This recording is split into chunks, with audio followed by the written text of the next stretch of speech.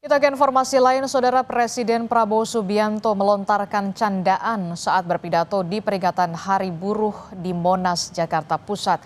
Prabowo mengatakan tidak akan mengganti Kapolri dan Panglima TNI.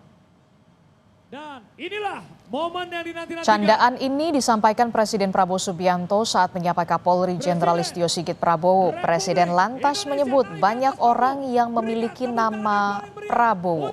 Setelah itu, Prabowo juga menyapa Panglima TNI Jenderal Agus Subianto. Sama seperti ketika menyapa Kapolri, Presiden menyebut Panglima memiliki nama yang sama dengan dirinya, Subianto.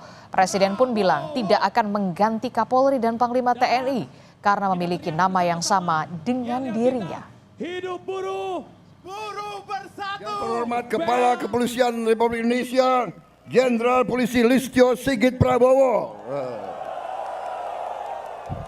Memang Prabowo ini namanya sakranjang itu. Panglima TNI, Jenderal TNI Agus Subianto.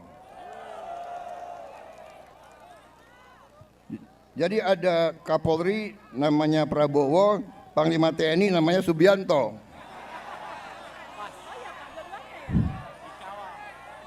Presidennya Prabowo Subianto.